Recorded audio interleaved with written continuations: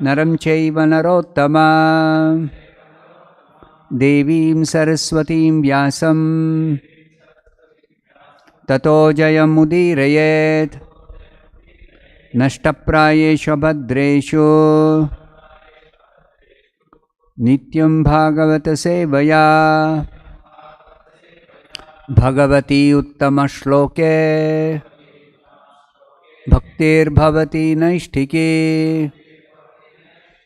Reading from Srimad Bhagavatam, Canto 3, Chapter 7. Chapter 7 is entitled Further Inquiries by Vidura. Text number 39. Nimittani cha tasyeha Nimittani cha tasyeha Proktani Anagha Suribhihi Proktanyanaga Suribhihi Svato Jnanam Kutaha Pumsam Svato Jnanam Kutah Pumsam Bhaktir Vairagyam Eva Va Bhaktir Vairagyam Eva Va Nimittani cha tasyeha Proktanyanaga Suribhihi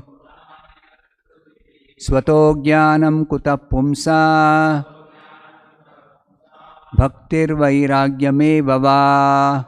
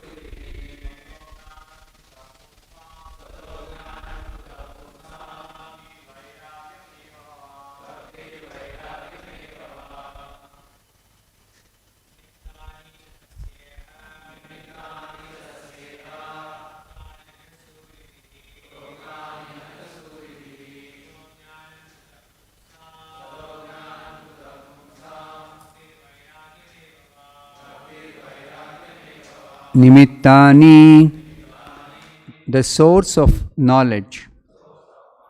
Cha, also.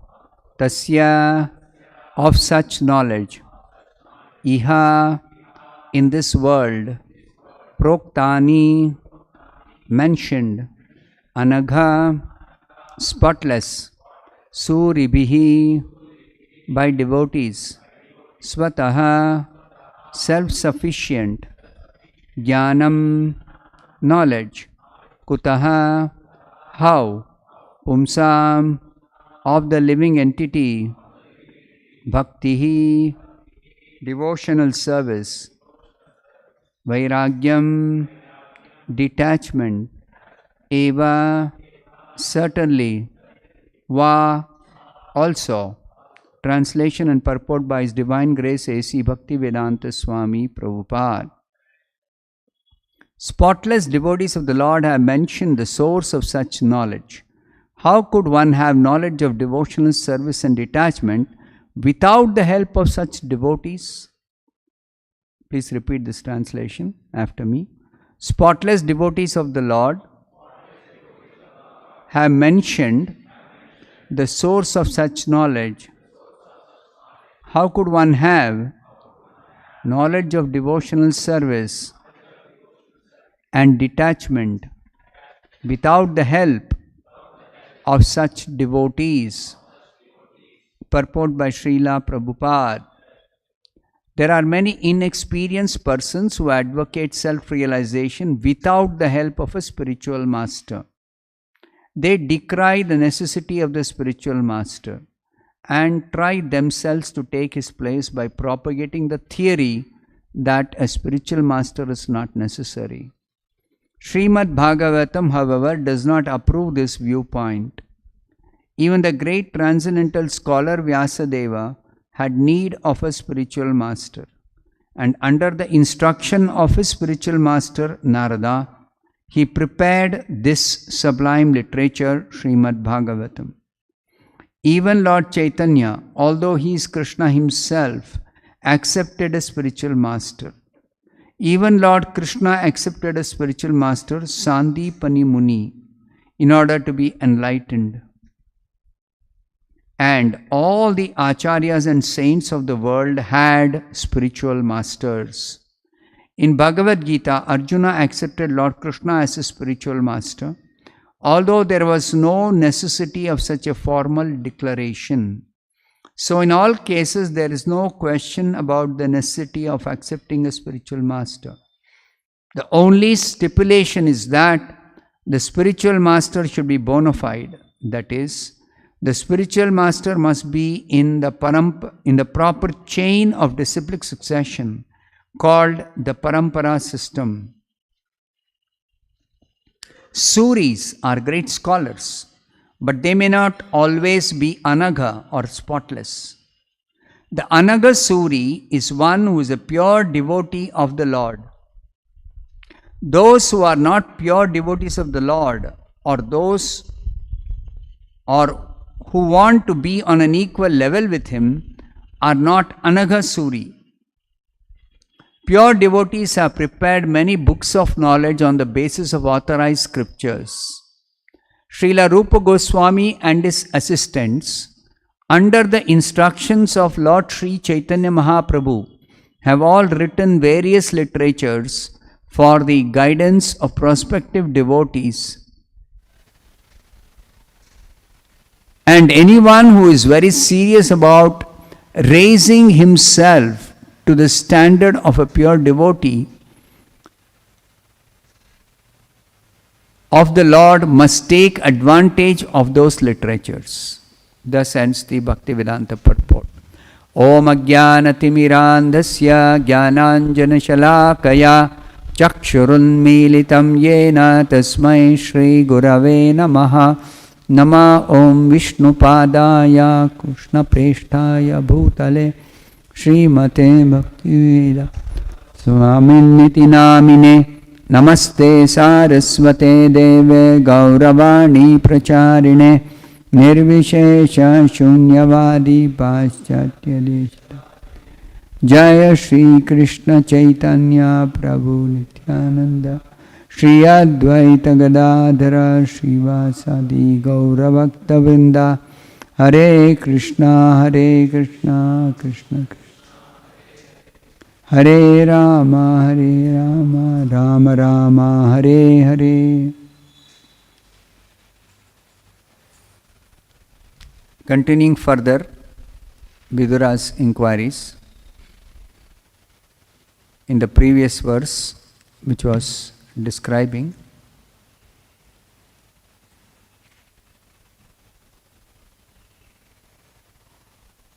what are the necessities for the spiritual master and his disciples.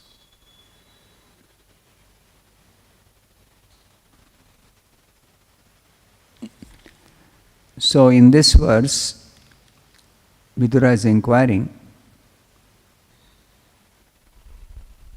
how can one have knowledge of devotional service and detachment without the help of such devotees? What kind of devotees? Spotless devotees of the Lord have mentioned the source of such knowledge. So, there are devotees of different categories, and the topmost devotees are the spotless devotees, pure devotees. Now, this subject matter of pure devotion or pure devotees is specifically highlighted in the Bhagavad Gita. There are several verses describing pure devotional service and pure devotees.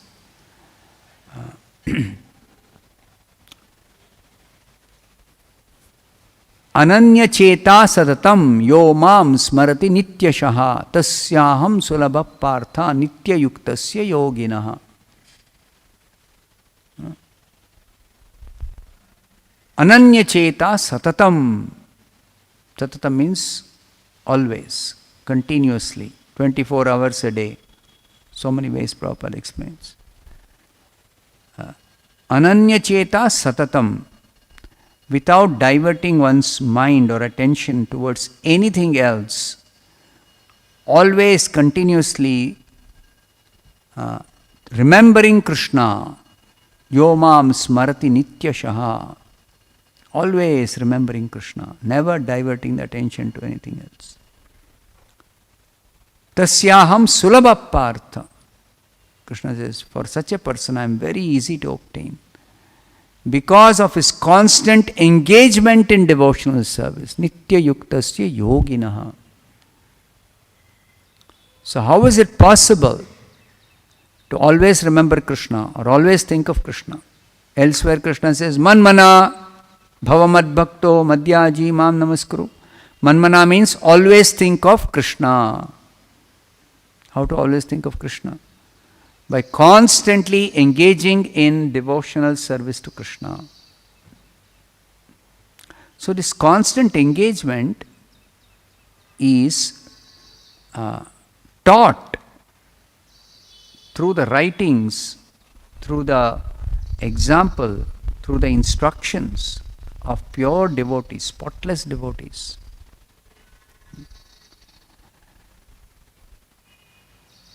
Therefore, Srila Rupa Goswami has given us Bhakti Rasamrita Sindhu, in which he has given the preliminary stages of devotional service. He says, practice first of all the regulative principles of Bhakti Yoga. For that he has given 64 items of sadhana bhakti. 64 different ways in which you can engage in practice of devotional service. Now these 64 principles cover all activities of the body, of the mind and of the speech. This varied engagement, variegated engagement in the devotional service of the Lord is the way to constantly engage in devotional service. We cannot imitate Srila Haridas Thakur, who was engaged only in one activity, chanting Hare Krishna Mahamantra Japa. He was engaged in chanting Hare Krishna Mahamantra Japa 3 lakh names every day. So it is not possible for anyone except a liberated soul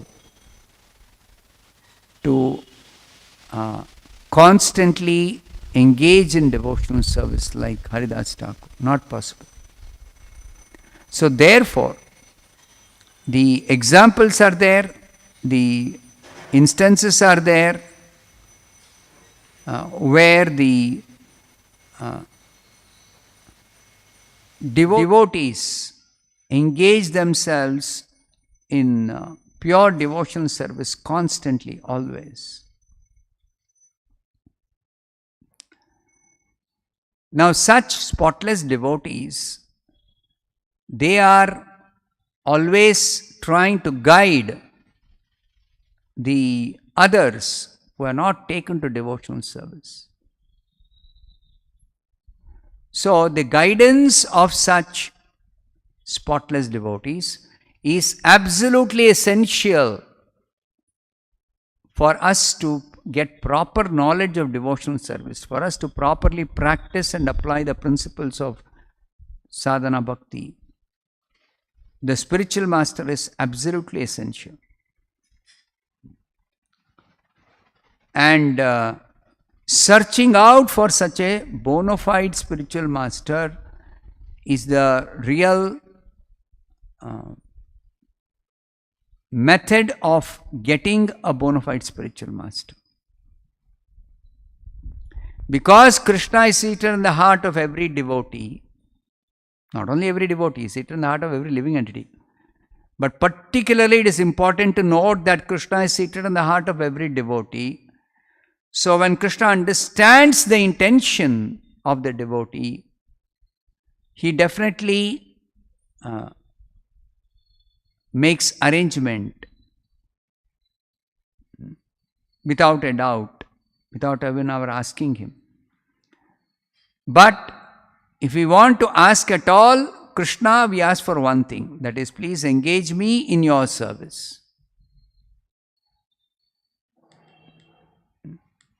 The meaning of the Hare Krishna mantra, Srila Prabhupada explains, is praying to Krishna so that he may very kindly engage us in his service.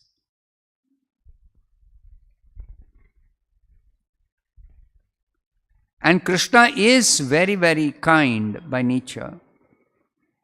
So, Krishna understands when we require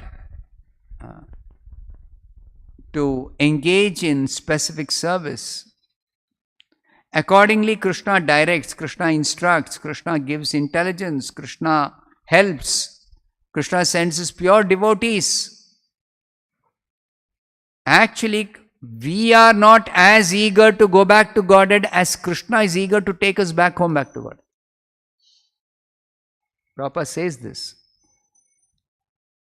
SB, Srimad Bhagavatam, 1st canto, 2nd chapter, 17th verse purport.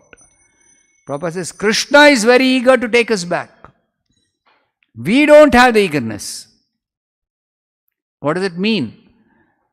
Even though somebody may say, I am very much desirous, I want to go back to Godhead.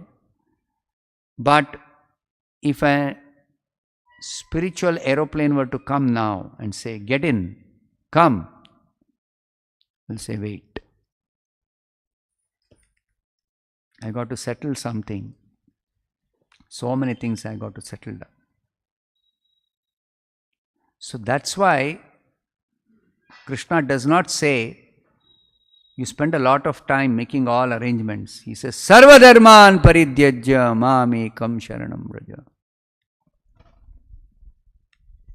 Such an instruction is necessary because Krishna is eager and we are not eager.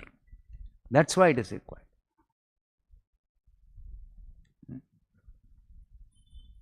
And to instruct us practically, how do we do it? We require guidance, we require the help of a bona fide spiritual master.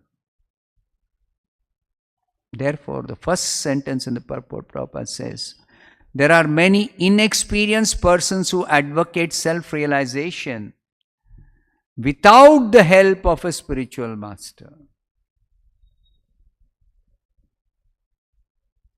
So, this is incorrect. That we don't require the help of a spiritual master is incorrect. Everybody requires proper guidance and help of a bona fide spiritual master. If at all they have to perfect their devotional service, to perfect their self-realization. Absolutely essential. And this absolute necessity, the way the Upanishad is telling us to approach a spiritual master. Tad vijnanartham sa gurum eva abhigachet.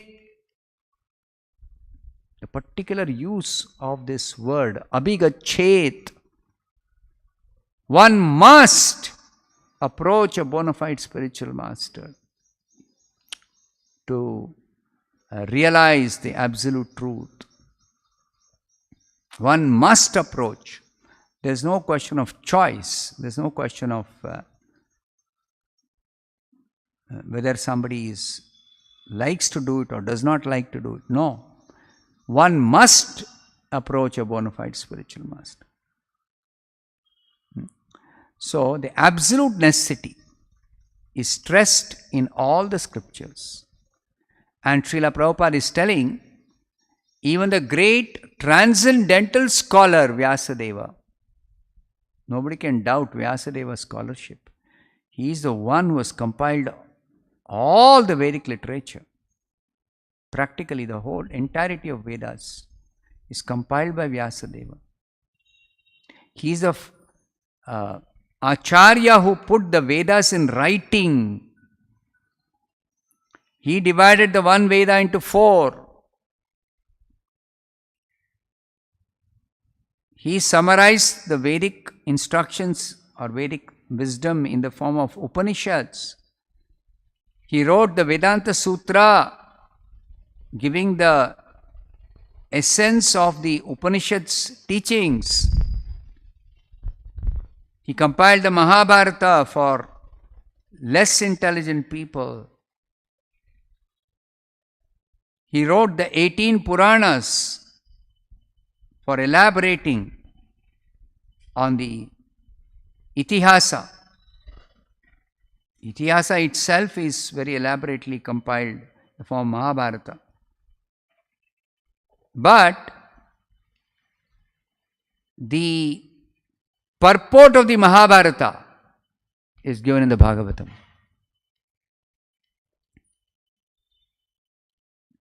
Arthoyam Brahma Sutranam Bharatartha Vinirnayam. Garuda Purana, there is a verse. Srila Prabhupada quotes this to explain the importance of Srimad Bhagavatam. Most important literature. Why? Arthoyam Brahma Sutranam. The actual meaning of the Vedanta Sutra or Brahma Sutra is given in the Bhagavatam. Therefore, the direct disciples of Chaitanya Mahaprabhu, the 6 Goswamis of Vrindavan, even though they compiled so many literatures explaining the philosophy of Krishna consciousness as instructed by Chaitanya Mahaprabhu, they did not write a commentary on the Bhagavatam. They did not write a commentary on the Vedanta Sutra. Though the tradition is all Vaishnava Acharyas before them have written commentary on the Vedanta Sutra. Why did they not write a commentary on the Vedanta Sutra when they compiled so many literatures?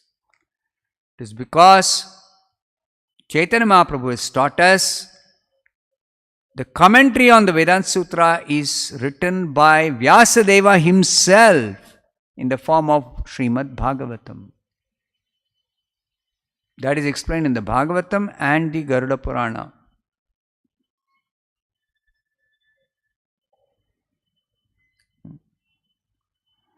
So, Vyasadeva himself has compiled the Bhagavatam in order to explain the meaning of the Vedanta Sutra.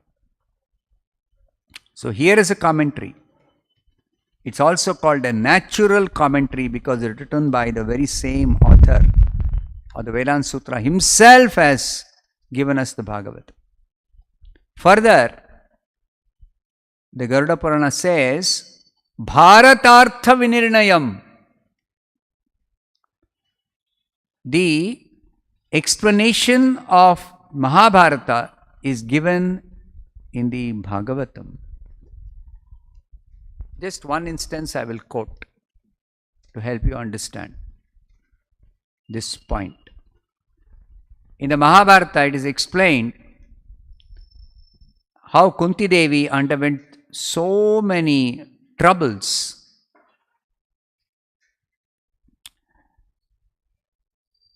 Before her marriage, she was gifted one mantra by Durvasa Muni, and without giving much thought, she just tried to chant that mantra, and by that mantra, Karna was born. She is not yet married, and already a child is born. So she was totally at a loss what to do. She quietly abandoned the child. Then she was married to Pandu. Pandu died very, very early. Her children were very small boys. Pandu died very early. Then Duryodhana and company, they gave so much trouble to the Pandavas, and Kunti had to endure all those troubles along with her sons. So, Mahabharata describes in quite detail how Kunti Devi had to suffer. So, in the Mahabharata, there is a description, Kunti Devi was lamenting that would suffer so much. Throughout my life, I had to suffer. But in the Bhagavatam, Kunti Devi offers prayers to Krishna. She recounts the difficulties she had to undergo. Vishan Mahagne Purushada Darshana Dasat Sabhaya Vanavasa Krichrataha. She is telling Krishna that, my dear Lord, whenever we had to face calamities, you were always available and you saved us from all those calamities.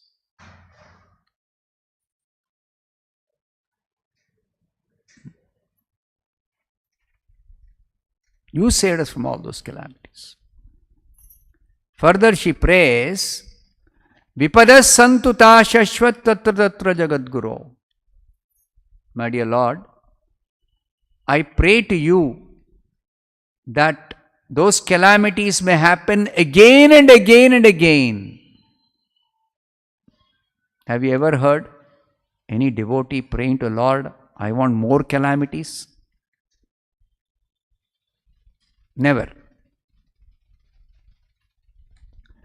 Kunti Devi is praying for more calamities because it is easier to remember the Lord when there are calamities for a devotee. So, being a devotee of Krishna, she is acknowledging that Krishna, you saved us from those calamities, and that's a fact. But she also wants to remember Krishna always, even when there are no calamities. So, this particular type of prayer is explained in the Srimad Bhagavatam, and it highlights the standard of devotion of Kunti Devi. Even though in the Mahabharata also, Kunti Devi is described as a devotee of Krishna. She is described as a devotee of Krishna. But in the Bhagavatam, not only she is described as a devotee of Krishna, but she is described as a pure devotee of Krishna who does not want to forget Krishna even for one moment. Krishna describes this in Bhagavad Gita. My pure devotees, Mahatmanastu mam partha daivim prakritimashritha bhajanti ananya manaso. Ananya manaso. They are under the shelter of the internal potency of Krishna, And by virtue of the shelter of the internal potency, they are able to engage in devotional service constantly, 24 hours a day. And even if devotees are engaged in that way, they pray to Krishna, I may never forget you. I may never even one moment deviate my mind from your devotional service. Ananya. Bhajanti ananya manaso. This is pure devotional service. And just to ensure that she may never give up devotional service, Kunti says, let there be calamities. Again and again and again. Because she has experience. Because of calamities, she was able to remember Krishna, and because of remembering Krishna, she was able to always be under Krishna's safe protection. Otherwise, in the material world, even there are devotees who pray to Krishna for protection. But they also have other sources of protection. Actually, Krishna is our only shelter. Krishna is our only protector. There is no other source of shelter other than Krishna. No other material source, material arrangement can actually give us protection. So, to get convinced about this fact, to realize this truth, devotees sometimes pray to Krishna that if there are difficulties, if there are dangers, if there are calamities, then we will never forget you. And that is most desirable for us, to never forget Krishna. And it is easy to always remember Krishna when there are difficulties or dangers for a devotee. So, pure devotional service is emphasized in the confidential part of the Vedic literature. Even though the Vedas, they are describing so many different processes or methods of self-realization. But the confidential part of the Vedic literature are describing that even though there are many processes, all processes culminate in pure devotional service.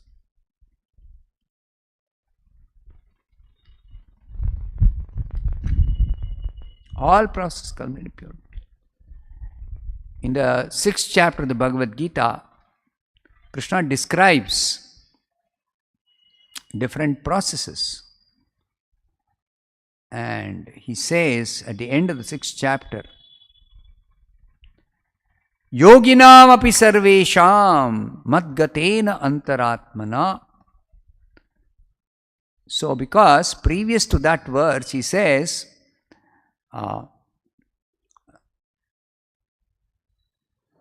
that tapasvibhyo adhiko yogi jnanibhyopi matodikaha karmibhyaschadiko yogi tasmad yogi bhavarjuna. He says that a yogi is better than a tapasvi, yogi is better than a jnani, yogi is better than a karmi. So be a yogi under all circumstances. But then somebody may say there are different types of yogis. So among all the yogis, who is the best, who is the topmost? Immediately next verse Krishna clarifies that. Yoginam api sarvesham madgatena antaratmana shraddhavan bhajate. Shraddhavan bhajate.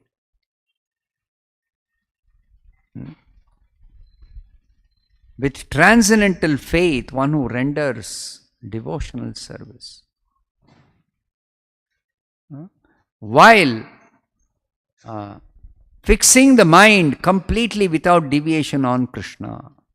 Madgatena antaratmana.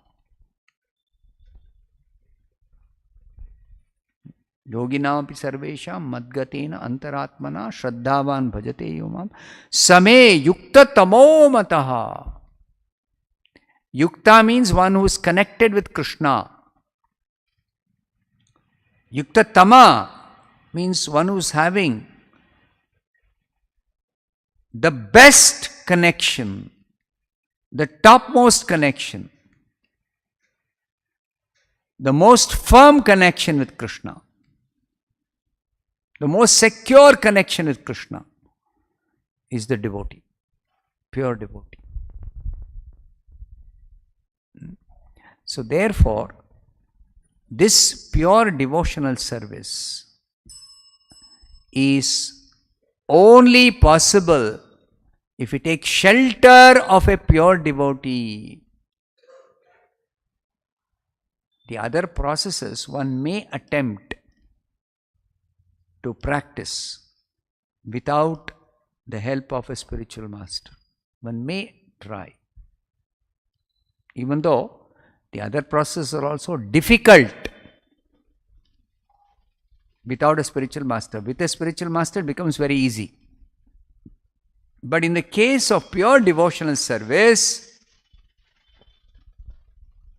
it is impossible to properly come to the stage of perfecting one's devotional service without taking shelter of a pure devotee spiritual master. Tasmat gurum prapadyeta jignasu shreya uttamam, Bhagavatam declares. One must surrender to a bona fide spiritual master, a pure devotee spiritual master.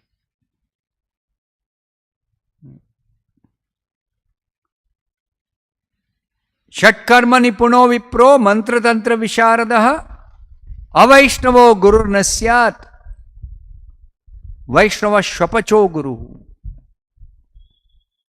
Vaishnava, pure devotee, only can be a proper spiritual master. So, spiritual master is absolutely essential. Only a pure devotee can be a proper spiritual master. One must take shelter of a pure devotee. All these things are emphasized in the confidential part of the Vedic literature. Therefore, here Vidura is telling, how could one have knowledge of devotional service and detachment without the help of such devotees? What kind of devotees? Spotless devotees of the Lord. Pure devotees of the Lord.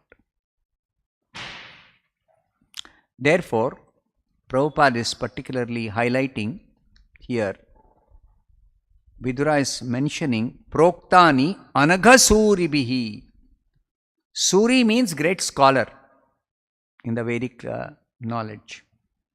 But Anaghasuri is not just a scholar, but one who is a pure devotee of the Lord.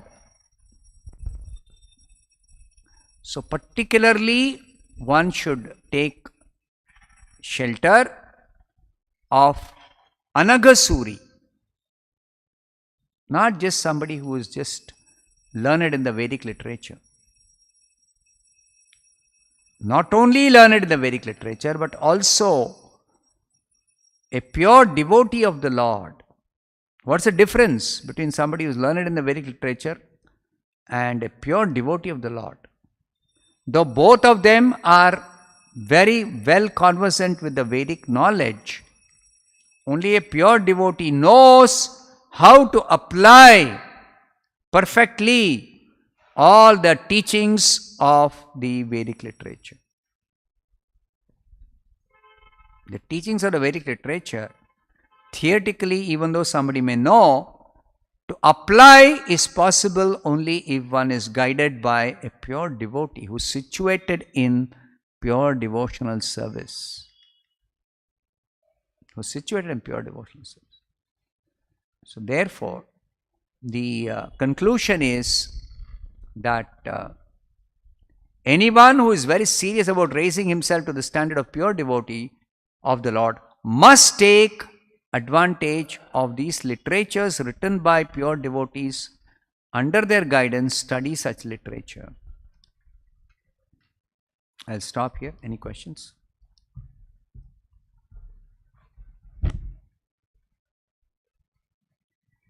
Hare Krishna Maharaj. Yesterday we were discussing about Maryada Vatikrama.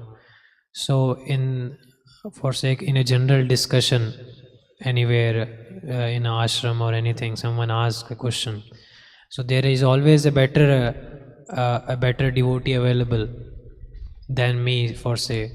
So is it like we always try to let the seniors discuss, even if in the particular scenario there may not be any other devotee, but it's still available, just like at that time with Uddhava. Maitreya was not next to Uddhava, but still he had sent him to Maitreya Vidura.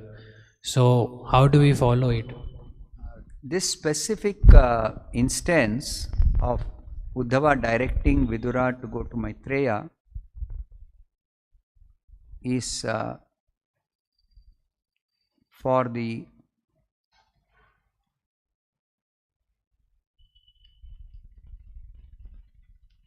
prospective disciple to accept somebody as a spiritual master.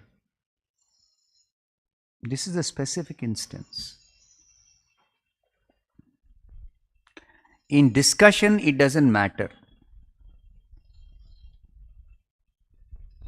It's not so serious.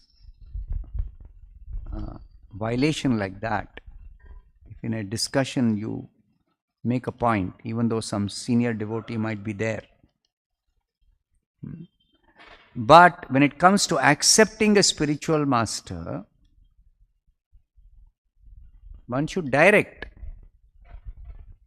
to a senior devotee and not himself become the spiritual master just because somebody is asking. That is Maryada. Because Vidura is going to ask so many questions. It is not some 1 or 2 points he is clarifying. No. He is going to ask a whole lot of questions. And later on Prabhupada says that Vidura stopped making inquiries when he was convinced that Krishna is the Supreme Personality of Godhead and pure devotional service to Krishna is the ultimate goal of life. When he became convinced about that, he stopped asking any further questions.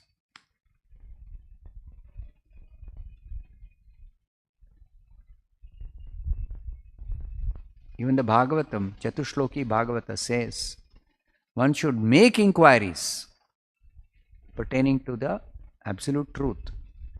Until one becomes to this point of understanding, realizing Krishna is the Supreme Personality of Godhead, the Supreme Absolute Truth, and pure devotional service to Him is the ultimate goal of life. Same thing. So, for this reason, Vidura asked so many questions. Such questions are not a matter of just some discussion. No. It is proper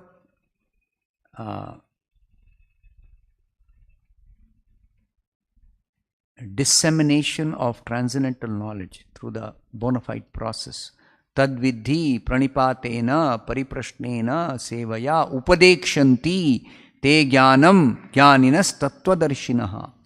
This one, this particular instruction of Krishna to follow, one has to select first of all a proper spiritual master, and if there is a devotee who is conversant with the Vedic wisdom and is capable of giving instructions, still to follow the Vaishnava etiquette, he will direct an aspirant to a senior spiritual master. Uddhava is also competent, but to maintain the Vaishnava etiquette, he is directing Vidura. This question of accepting a spiritual master to get the clarification, to get the knowledge. It's not just a clarification, it's a knowledge, transcendental knowledge about the ultimate goal of life, about the highest realization of the absolute truth. That is the specific context in which this Maryada Vatikrama is being discussed. Next question.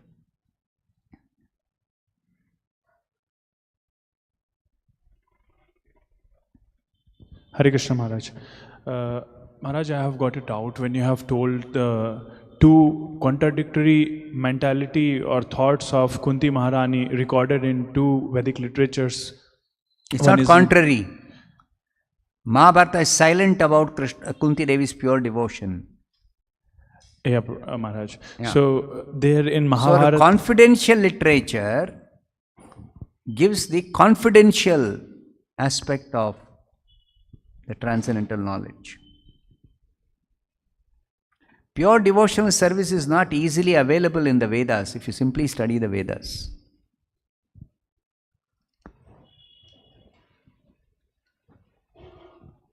Only in the confidential literature pure devotional service is available. So Maharaj, there, if it is recorded in Mahabharata, whereas it is explained in the Srimad Bhagavatam, so there must be a thought in Kunti Maharani's mind, then only it is recorded in Mahabharata, or it is like Vedvyaji has just written that she has got that doubt that I have got troubles. Because from there, people generally, when we go for Bhagavatam distribution or anyone visits a temple, and then they ask generally Mahabharata or Ramayana, which is very popular amongst many Indians. So if they read Mahabharata, not Srimad Bhagavatam, although we present them, okay, you can take Srimad Bhagavatam. If they read Mahabharata explained by a pure devotee, they will get the correct understanding of Mahabharata. That is why we say, please read literature which is compiled and explained by pure devotees, even if it is Mahabharata. Don't misunderstand what is told in Mahabharata.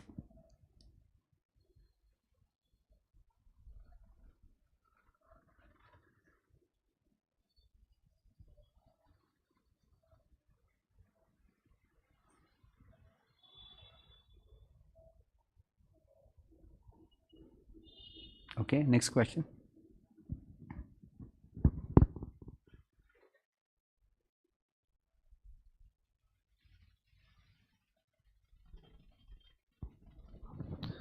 Hare Krishna Maharaj. So you are saying that constant remembrance and devotional service 24 hours. But throughout the day when we are engaged, it's not possible that devotion is there, that remembrance is there, or that mood of that Krishna consciousness even sometimes it's not there. But the work, it just goes on like a work. So how can we, in this neophyte stage, how can we do it as a devotional service, the devotion or that consciousness? So Krishna explains in the Bhagavad Gita that one cannot stop working, but one has to renounce the fruits of the action. Very important explanation in the 18th chapter, analyzing action itself. It's a technical analysis of what is action. In Bhagavad Gita, one of the most important points discussed in Bhagavad Gita is what is action, what is work. Because spirit soul can never be inactive. Third chapter Krishna says, Nahi kaschit kshanamapi jatu tishtati akarmakrat. Nobody can be inactive even for one small moment. It's the nature of the soul, not only conditioned state, even in the liberated state, one cannot be inactive. One has to be active. So then the difficulty is in the material world, everybody is active, yes, but they are active in such a way that they are getting more and more entangled. All material activities increase the material bondage, whether a pious activity or sinful activity. And they only know two types of activity. So anyway, that is a very big subject, but throughout the Bhagavad Gita, you study this. What is action? What are the different aspects of action? 18th chapter, there is a very detailed technical analysis of action. In that just one point I will highlight to answer your question.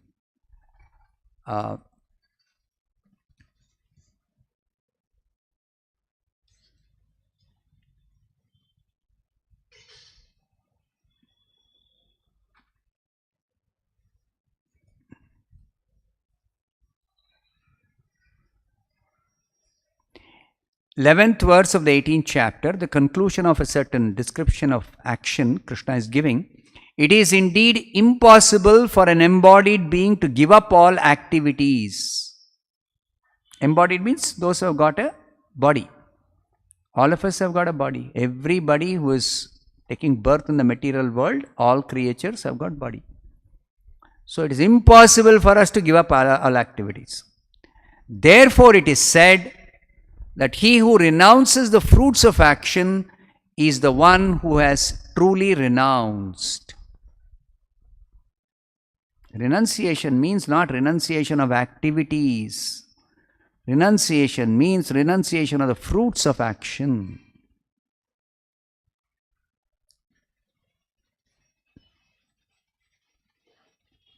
So, if you have to stop material activities, which are the cause of bondage, as Krishna says, you cannot stop material activities as long as you have a material body. So, you are not supposed to stop material activities, but you are supposed to renounce the fruits of material activities. So then the question comes, renounce to whom? That is explained in Bhagavad Gita. Renounce to offer it to Krishna. Yat karoshi yadashnasi yad juhoshi dadasi yat yatapasyasi kaunteya tat kurushva madarpanam. Bhoktaram yajnatapasam sarvaloka maheshwaram suradam sarvabhutanam jnatva mam shanti. Aham hi sarva yajnanam jnat bhokta cha prabhureva cha. So everywhere throughout the Gita, definitely Gita teaches us renounce the fruits of action. That many people say. Bhagavad Gita teaches us to renounce the fruits of action. But renounce to whom? To Krishna. Not that I am working very hard, sacrificing the results of my activities for my family members, for my country. No. You should sacrifice and offer the result to Krishna.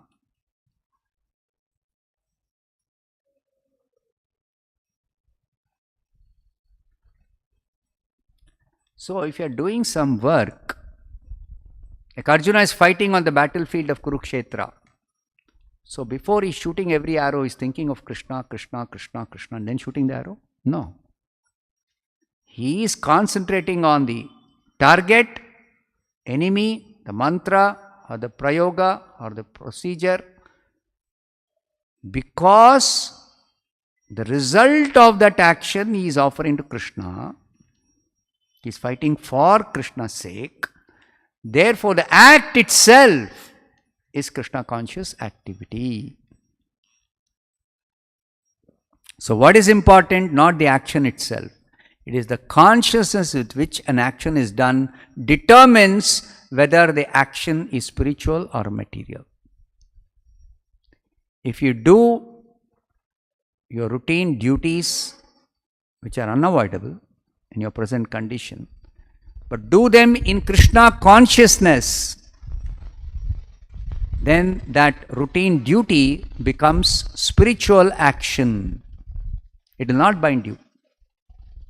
The same activity, when done in enjoying consciousness, that's called material consciousness,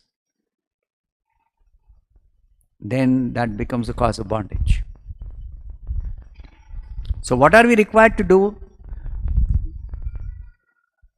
To follow the principles of Krishna consciousness, to spiritualize our heart, our consciousness, to be able to do all activities in Krishna consciousness. Of course, that's an ideal situation. We aim